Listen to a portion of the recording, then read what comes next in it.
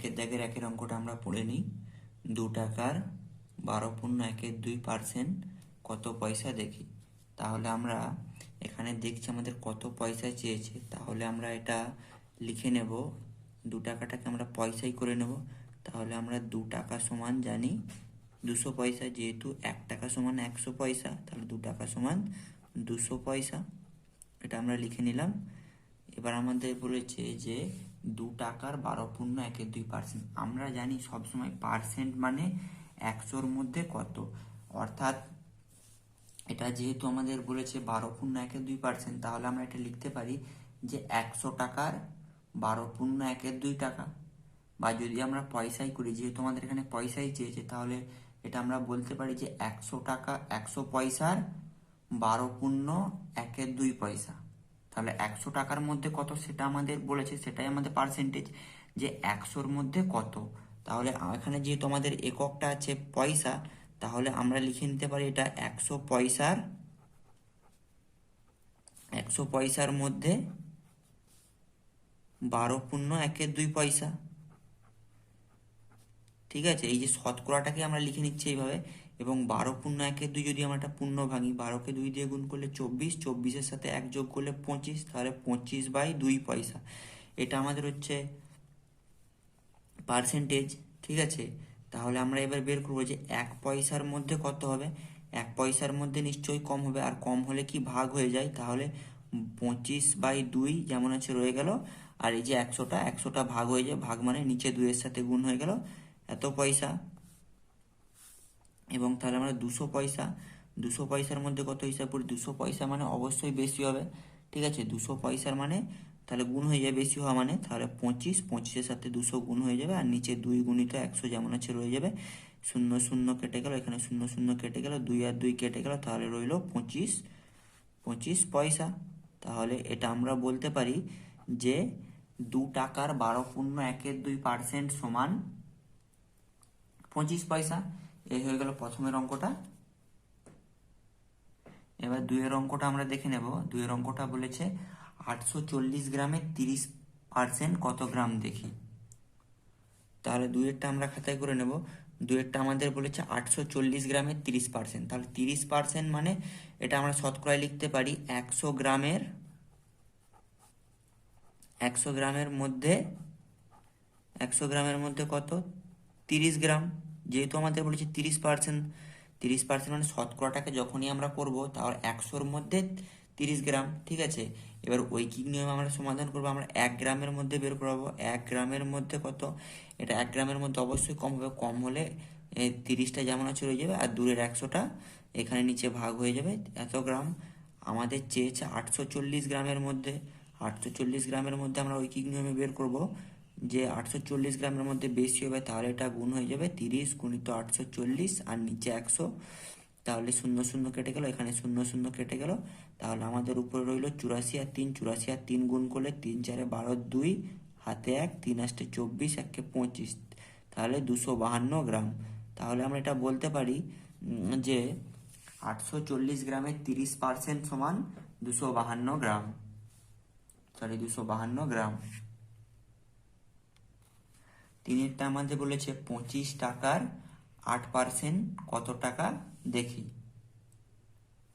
তাহলে আমাদের 3-এরটা বলেছে 25 টাকার 8%, তাহলে 8% মানে আমরা 8% মানে এটাকে বলতে পারি যে 100 টাকার মধ্যে 8 টাকা।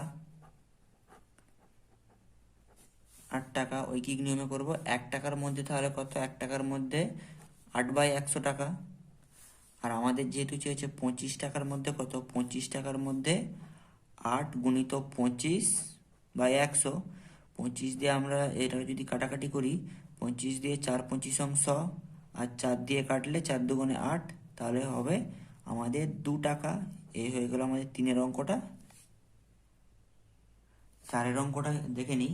4-এর অঙ্কটা বলছে 55 গ্রাম 5 কিলোগ্রামের শতকরা কত দেখি। 55 গ্রাম 5 কিলোগ্রামের শতকরা কত হিসাব করে দেখি। ঠিক আছে, আমরা দেখে নিই। আমরা এখানে কিলোগ্রামটাকে গ্রামে করব, তাহলে আমরা এখানে এককগুলো একবার দেখে নেব। কিলোগ্রাম হচ্ছে বড় একক, তারপরে এগুলো ক্রমশ ছোট হয়ে হয়ে যাচ্ছে, এগুলো ছোট একক। আমরা জানি বড় একক থেকে ছোট এককের দিকে ছোট এককের দিকে গেলে এক ঘরের জন্য আমাদের 10 গুণ করতে হয়, ঠিক আছে। তাহলে আমাদের এখানে আছে কিলোগ্রাম, কিলোগ্রাম থেকে আমরা যাব গ্রামে, তাহলে আমরা এখানে কত ঘর যাব, এক ঘর গেলাম, দু ঘর গেলাম, তিন ঘর গেলাম, তাহলে তিনটে ঘরের জন্যে আমাদের 10 10 করে গুণ করতে হবে, তার তিনটে 10 গুণ করতে হবে। তিনটে 10 মানে এখানে একটা শূন্য, দুটো শূন্য, তিনটে শূন্য, তাহলে একের গায়ে তিনটে শূন্য, অর্থাৎ 1000 দিয়ে আমাদের গুণ করতে হবে। তাহলে আমরা লিখতে পারবো এটাকে 5 কিলোগ্রাম সমান 5 গুণিত, এখানে 3 ঘর গেছে, আমরা তিনটে 10-এর গুণ করব। তিনটে 10-এর গুণ মানে তিনটে শূন্য, এক এক যেমন আছে রয়ে যাবে, আর তিনটে শূন্য পরপর বসে যাবে, তার মানে 1000। তাহলে এই তিনটে ঘর যাওয়ার জন্যে আমরা 1000 গুণ করলাম, তাহলে 5 ইন্টু 1000 সমান 5000 গ্রাম। এই হয়ে গেল আমাদের 5 কিলোগ্রাম সমান 5000 গ্রাম। এবার আমাদের শতকরা বের করতে বলেছে। শতকরা মানে সবসময় আমরা কত বের করবো, 100-র মধ্যে। তাহলে আমরা এটা লিখতে এটা যে করে নেব যে 5000 গ্রামের মধ্যে 55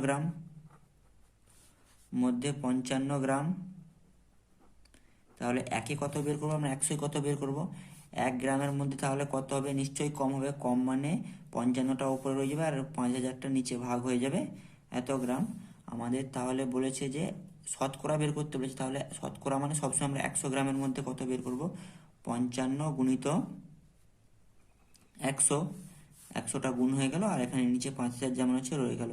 এখানে শূন্য শূন্য কেটে গেল, এখানে শূন্য শূন্য কেটে গেল, তাহলে রইল 55/50। এটাকে যদি আমরা 5 দিয়ে কাটাকাটি করি, 5 11 55, আর 5 10 50, তাহলে আমাদের এটা হয়ে গেল 11/10। 11/10কে যদি আমরা এটাকে পূর্ণ সংখ্যায় প্রকাশ করি, তাহলে 10 দিয়ে আমরা 11কে ভাগ করি, 10 1 10, আর বিয়োগফল রইল 1, ঠিক আছে। তাহলে এটা আমাদের হয়ে গেল 1/10, 1/10%। তাহলে আমরা উত্তরটা এখানে লিখে নেব যে 55 গ্রাম 5 কিলোগ্রামের 5 কিলোগ্রামের শতকরা কত মানে আমাদের পার্সেন্টেজটা লিখতে হবে। তাহলে 1/10%, এই হয়ে গেল আমাদের 4 অঙ্কটা। তাহলে আমাদের 5 অঙ্কটা বলছে 1.25 টাকা, 5 টাকার শতকরা কত দেখি। তাহলে 5-এরটা খাতায় করে নিই। প্রথমে আমাদের এখানে বলেছে যে 1.25 টাকা, 5 টাকার শতকরা কত দেখি, ঠিক আছে। তাহলে আমরা এখানে কি দেখতে পাচ্ছি যে 5 টাকার মধ্যে 1.25 টাকা, তাহলে আমাদের শতকরা বের করতে হবে, মানে আমরা 100 কত বের করবো, প্রথমে আমরা একে বের করে নেব। 1 টাকার মধ্যে নিশ্চয়ই কম হবে, তাহলে 1.25, আর এখানে নিচে 5 ভাগ হয়ে যাবে টাকা, এবং 100 আমরা বের করব। 100 টাকার মধ্যে যেটা সেটাই আমাদের শতকরা, অর্থাৎ পার্সেন্টেজ। তাহলে 1.25/5, এটা হচ্ছে 100 টাকায় নিশ্চয়ই বেশি হবে, তাহলে 100টা গুণ হয়ে যাবে টাকা। এটাকে যদি আমরা সমাধান করি, দশমিক আমরা তুলে নেব।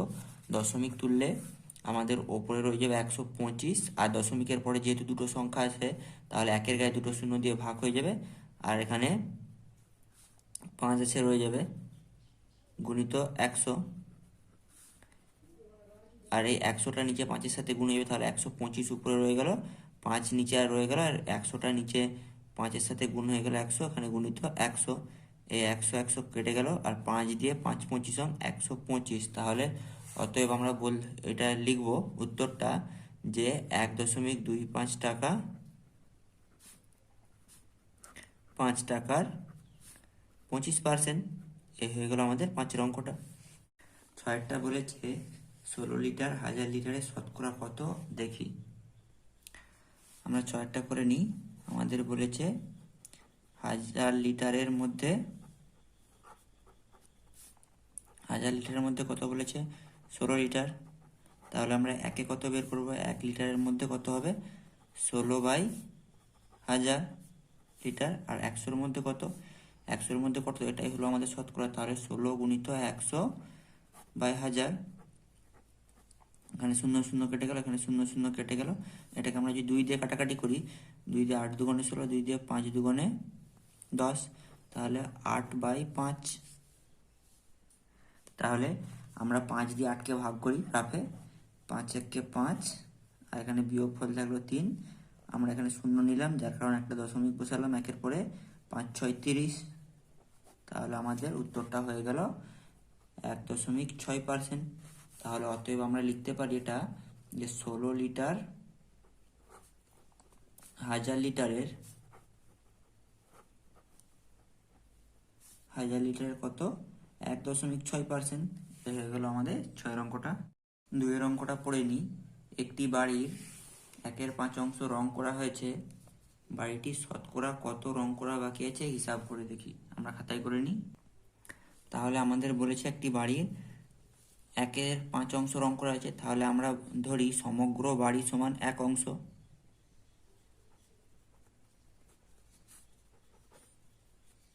সমান 1 অংশ, এটা আমরা ধরে নিলাম সমগ্র বাড়ি সমান 1 অংশ। ঠিক আছে, তো আমাদের রং করা কত হয়েছে? 1/5। তাহলে আমরা এখন লিখতে পারি যে বাকি আছে এখানে রং করা বাকি আছে। রং করা বাকি আছে কত? তাহলে আমাদের যেটা রং করা হয়ে গেছে সেটা আমরা বিয়োগ করে নেবো। 1 অংশ থেকে 1/5 রং করা গেছে, তাহলে বাকি রয়েছে এখানে 5, এখানে 5 - 1, তাহলে 4/5 আমাদের এখনো বাকি আছে। তাহলে আমাদের রং করা বাকি আছে 4/5। তাহলে আমাদের শতকরা কত বাকি আছে হিসাব করতে হবে। তাহলে আমাদের এখানে 1 অংশের মধ্যে বাকি আছে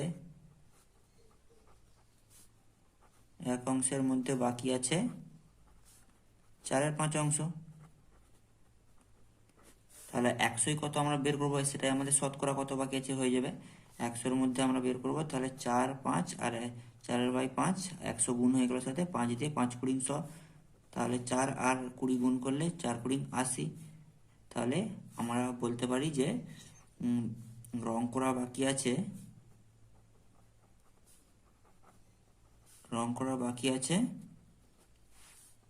80%। 3 অঙ্কটা পড়ে নিই। নূরজাহানের শ্রেণীতে 30% ছাত্রী আছে, শ্রেণীর মোট ছাত্রছাত্রীর সংখ্যা 60 জন। হিসাব করে দেখি নূরজাহানের শ্রেণীতে মোট কতজন ছাত্র আছে। আমরা খাতায় করে নিই 3-টা। তাহলে আমাদের বলেছে নূরজাহানের শ্রেণীতে ছাত্রী আছে 30%। ঠিক আছে, তাহলে 30% মানে সবসময় 100-র মধ্যে আছে। তাহলে 100 জন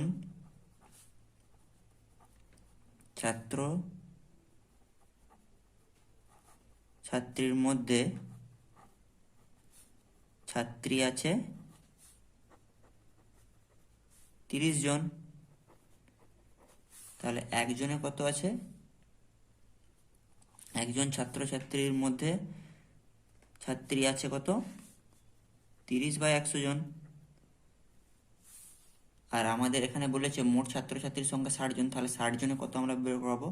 60 জন ছাত্রছাত্রীর মধ্যে ছাত্রী আছে, এটা গুণ হয়ে যাবে 30 গুণিত 60/100। এখানে 0 0 কেটে গেল, এখানে 0 0 কেটে গেল, 3 আর 6 গুণ হয়ে গেল 318 জন। তাহলে 60 জন ছাত্রছাত্রীর মধ্যে ছাত্রী আছে 18 জন। তাহলে ছাত্র সংখ্যা কত? অতএব 60 জনের মধ্যে 60 জন ছাত্রছাত্রীর মধ্যে ছাত্র আছে কত? ছাত্র আছে এখানে আমার মোট ছিল 60 জন, তার মধ্যে ছাত্রী আছে 18 জন। তাহলে 60 থেকে 18 বিয়োগ করে দিলাম, 7 থেকে 18 বিয়োগ করলে 48 জন। তাহলে 60 জন ছাত্রছাত্রীর মধ্যে ছাত্র আছে 48 জন। এ হয়ে গেল আমাদের 3 অঙ্কটা। অঙ্কটা আমরা পড়ে নিই। 120 কিগ্রা মিশ্র সারে ইউরিয়া ও পটাশের পরিমাণ যথাক্রমে 60% ও 40%। ওই মিশ্র সারে কোন সার কত কিগ্রা আছে হিসাব করে দেখি। তাহলে আমাদের 4 অঙ্কটা করে নিই খাতায়। বলেছে ইউরিয়া আছে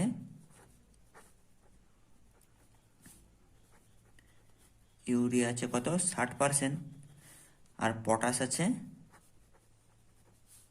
40%। তাহলে 60% আছে মানে আমরা বলতে পারি যে 100 কিগ্রাতে ইউরিয়া আছে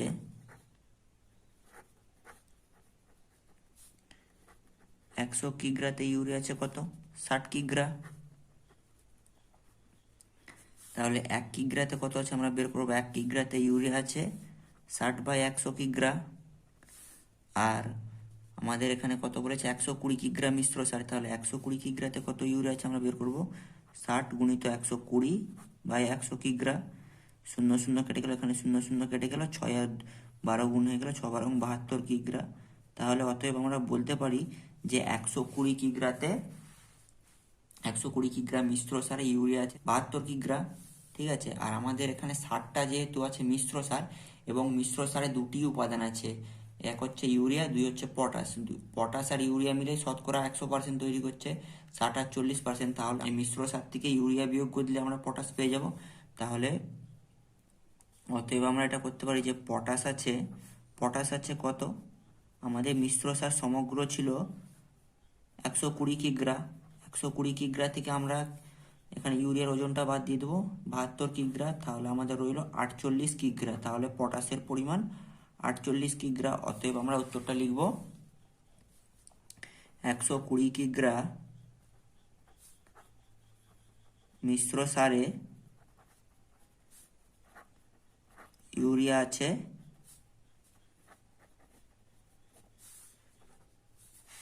72 কিগ্রা,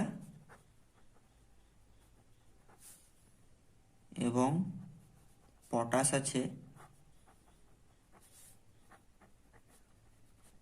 48 কিগ্রা। এই হয়ে গেল আমাদের 4 অঙ্কটা। 5 অঙ্কটা পড়ে নিই। আমার স্কুলের খাতার দাম ছিল 10 টাকা, এখন সেই খাতা আমি কিনি 12 টাকায়। হিসাব করে দেখি খাতার দাম শতকরা কত বেড়েছে। 5টা আমরা খাতায় করে নিই। তাহলে খাতার দাম কত বেড়েছে? আগে 10 টাকা ছিল, তাহলে আমরা লিখে নেব খাতার দাম বেড়েছে। খাতার দাম বেড়েছে কত? খাতার দাম বেড়েছে, আগে কত ছিল? আগে ছিল 10 টাকা, বেড়ে হয়েছে 12 টাকা। তাহলে 12 বিয়োগ 10 সমান 2 টাকা। এখানে তাহলে খাতার দাম আগে ছিল 10 টাকা, তাহলে 10 টাকা থেকে কত বেড়েছে? 2 টাকা বেড়েছে। তাহলে আমরা এটা লিখব 10 টাকায় বেড়েছে 2 টাকা। 1 টাকায় কত বেড়েছে আমরা হিসাব করবো। 1 টাকায় বেড়েছে 2/10 টাকা। এবং 100 টাকায় কত বেড়েছে এটাই আমাদের শতকরা। তাহলে 2 গুণিত 100/10, 0 0 কেটে গেল। তাহলে 10 আর 2 গুণ করলে 20। অতএব খাতার দাম 20% বেড়েছে। এই হয়ে গেল আমাদের 5 অঙ্কটা। 6টা পড়ে নিই। সুমিত্রার বাড়ি থেকে স্কুলে যেতে 4 টাকা বাস ভাড়া লাগতো, এখন তাকে ওই দূরত্ব যেতে 6 টাকা বাস ভাড়া দিতে হয়। বাস ভাড়া শতকরা কত বেড়েছে হিসাব করে দেখি। 6টা আমরা করে নিই। তাহলে সুমিত্রার আগে কত বাস ভাড়া লাগতো? 4 টাকা। এখন বাস ভাড়া লাগে 6 টাকা। তাহলে বাস ভাড়া বেড়েছে, কত? বাস ভাড়া বেড়েছে, এখন দিতে 6 টাকা, আগে দিতে 4 টাকা। তাহলে 6 বিয়োগ 4 সমান বেড়েছে 2 টাকা। এবং কত টাকার মধ্যে বেড়েছে? আমরা 4 টাকা থেকে 2 টাকা বেড়েছে। তাহলে এখানে লিখবো যে 4 টাকা বেড়েছে 2 টাকা। 1 টাকা কত বেড়েছে? 1 টাকা বেড়েছে 2/4 টাকা। 100 টাকা কত বেড়েছে হিসাব করি। 100 টাকা 2 গুণিত 100/4। 2কে 2 দিয়ে কাটলে 2 2 4, আর 2 দিয়ে 100 কাটলে 50 টাকা। অতএব বাস ভাড়া বেড়েছে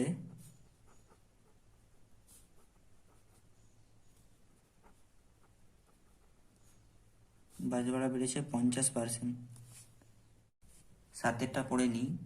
চিনির দাম বাড়ার আগে 125 টাকায় যে পরিমাণ চিনি কিনতাম, এখন 150 টাকায় সেই পরিমাণ চিনি কিনি। চিনির দাম শতকরা কত বেড়েছে হিসাব করি। তাহলে 7টা করে নিই। আমাদের বলেছে চিনি আগে পাওয়া যেত 125 টাকায়, এবং সেই পরিমাণ চিনির দাম এখন 150 টাকা। তাহলে চিনির দাম বেড়েছে কত? চিনির দাম বেড়েছে, এখন যে দামে কিনি 150 মাইনাস আগের দাম 125, তাহলে 25 টাকা। 25 টাকা কতর মধ্যে বেড়েছে? 125 থেকে 25 টাকা বেড়েছে। তাহলে আমরা লিখব 125 টাকা, 125 টাকা থেকে বেড়েছে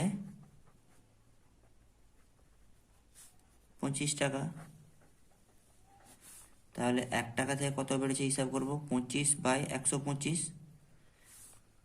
আর আমাদের শতকরা বের করতে হবে, তাহলে আমরা 100 দিয়ে 100 কত বেড়েছে হিসাব করবো, 100 বেড়েছে 25 গুণিত 100/125। 25 দিয়ে কাটলে 5×25 = 125, 5 দিয়ে 5 × 20 = 100। অতএব আমরা লিখতে পারি, উত্তরটা লিখব যে চিনির দাম শতকরা বেড়েছে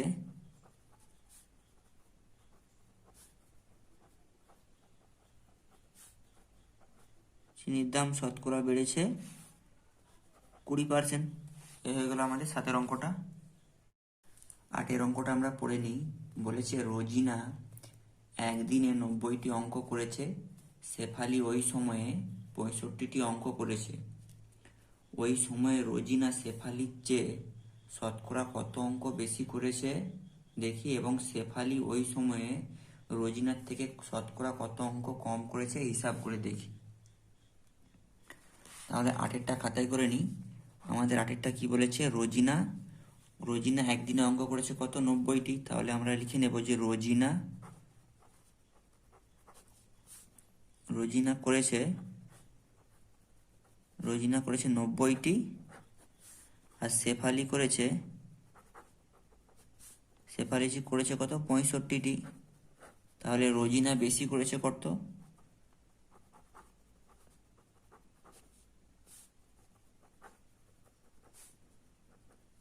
রোজিনা বেশি করেছে 90 বিয়োগ 65, তাহলে 25টি অঙ্ক। 25টি অঙ্ক বেশি করেছে রোজিনা। তাহলে আমরা এখানে লিখব রোজিনা কত থেকে বেশি করেছে, রোজিনা 65 থেকে বেশি করেছে 25টি। রোজিনা 65টি থেকে বেশি করেছে 25টি। তাহলে একটি থেকে কত করেছে, রোজিনা একটি থেকে বেশি করেছে 25/65টি, এবং রোজিনা তাহলে 100টি থেকে কত বেশি করেছে, 100টি থেকে বেশি করেছে 25 গুণিত 100/65। তাহলে আমরা যদি 5 দিয়ে কাটাকাটি করি, 5×5 = 25, 5 দিয়ে 5 × 13 = 65। তাহলে আমাদের এটা আসছে 5 আর গুণিত 100 500, আর হচ্ছে নিচে 13। তাহলে আমরা যদি 500 ভাগ করি 13 দিয়ে, 13 × 13, 13 × 2 = 26, 3 × 13 = 39, 4 × 13 = 52, তাহলে 3 × 13 = 39। বিয়োগফলটা কত হচ্ছে যে 11, আর এখানে 0, 13কে 8 দিয়ে গুণ করলে 104। তাহলে ভাগশেষ রইল 6। তাহলে আমরা এটা সমান সমান লিখে নেব যে 38 পূর্ণ 6 × 13 এ হয়ে গেল। তাহলে অতএব উত্তরটা আমরা লিখে নেব যে রোজিনা শেফালির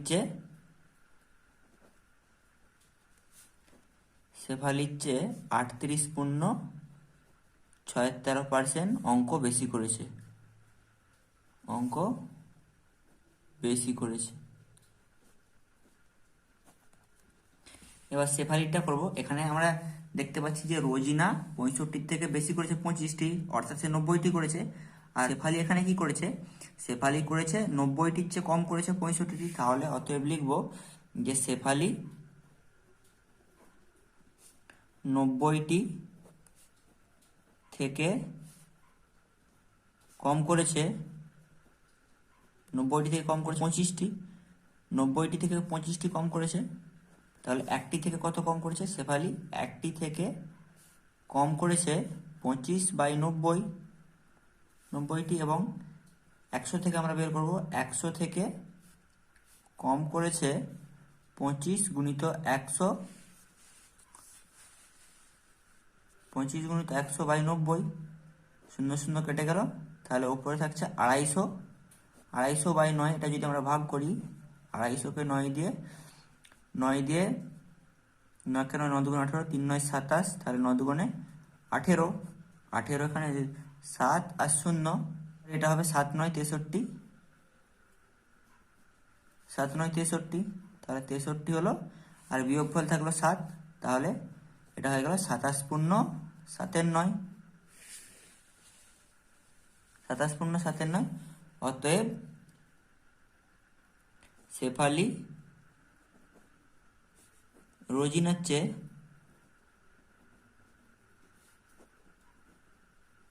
27 পূর্ণ 7 9% অঙ্ক কম করেছে, এই হয়ে গেল আমাদের 8 অঙ্কটা।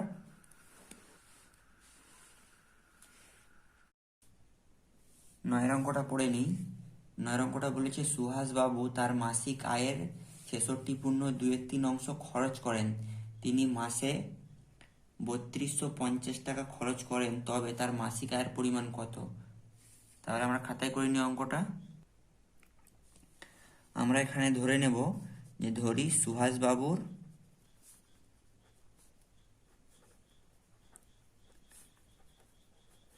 বাবুর মাসিক আয়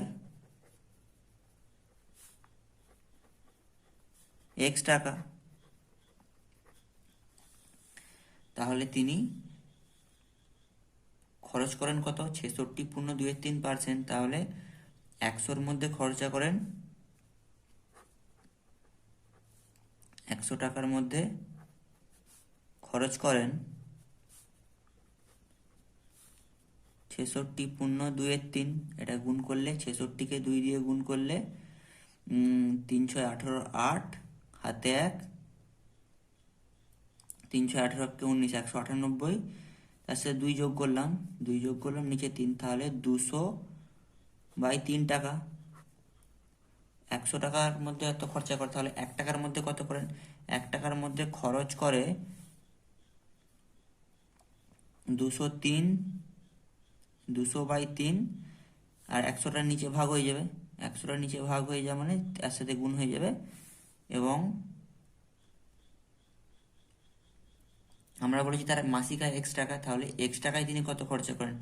x টাকার মধ্যে খরচ করেন 200 গুণিত x/3 গুণিত 100 টাকা, ঠিক আছে, এই টাকা। তাহলে আমাদের কি বলা আছে? তিনি তার মাসিক, এখানে আমাদের বলা আছে তিনি তার মাসিক আয়ের এত % খরচ করেন, এবং খরচ করার পরে মাসিক আয়ের এত %টা দেখা যাচ্ছে তিনি 3250 টাকা খরচা করতে পারেন। তাহলে আমরা তার মাসিক যে খরচের পরিমাণটা আমরা বের করেছি, খরচের পরিমাণটা সমান সমান আমরা লিখতে পারি 3250। অতএব আমরা এটা লিখতে পারি প্রশ্নানুসারে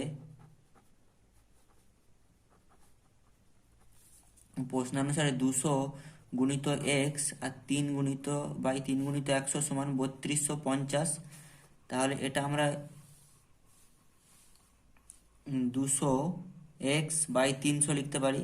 200-র সাথে x গুণ হলে 200x, আর এখানে 3 আর 100 গুণ করলে 300 সমান সমান লিখতে পারি 3250, বা এখানে 300টার সাথে গুণ হয়ে গেল, 200x বাম দিকে রয়ে গেল, আর এখানে 3250 গুণিত 300, বা x সমান 3250 গুণিত 300/200। তাই 2 2 0 0 কেটে গেল, 0 0 কেটে গেল, আর 2 দিয়ে যদি এটাকে আমরা ভাগ করি, 2 দিয়ে ভাগ করলে 3250, একে আমরা 2 দিয়ে ভাগ করব, 2 1 কে 2, 1 আর 2 6 দুগুণে 12, এখানে 5 নামলো, 2 দুগুণে 4, 1 আর 0, 5 দুগুণে 10, ঠিক আছে। তাহলে x সমান 1625 গুণিত 3, এর সাথে 3 গুণ করবো, 3 5 15, 5 হাতে 1, 3 দুগুণে 6, 1 কে 7, 3 6 18 8 হাতে 1, 3 1 কে 3 1 কে 4, তাহলে x সমান 4875, ঠিক আছে। অতএব আমরা উত্তরটা লিখে নেব, সুহাস বাবুর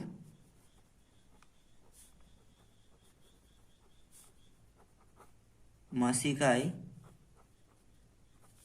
4875 টাকা। এই হয়ে গেল আমাদের 9 অঙ্কটা। অঙ্কটা আমরা পড়ে নিই। বলেছে নিচের মোট ছোট ঘরগুলি 10% ঘরে লাল রং ও 40% ঘরে হলুদ রং দিই। তাহলে আমরা খাতায় করে নেব 10-এরটা। আমাদের কি বলেছে? 10% ঘরে 10% লাল রং, আর এখানে 40% ঘরে হলুদ রং। তাহলে আমাদের মোট ঘর কতগুলো আছে গুনে নিই। 1 2 3 4 5, একটা শাড়িতে 5টা আছে, 4টে শাড়ি আছে, 1 2 3 4, 4টে শাড়ি আছে, তাহলে 4 5 20টি। তাহলে মোট ঘর আছে 20টি। তাহলে 10% ঘরে আমাদের লাল রং দেওয়া এখানে বলা হয়েছে, তাহলে 100টির মধ্যে 10টি ঘরে লাল রং দেব।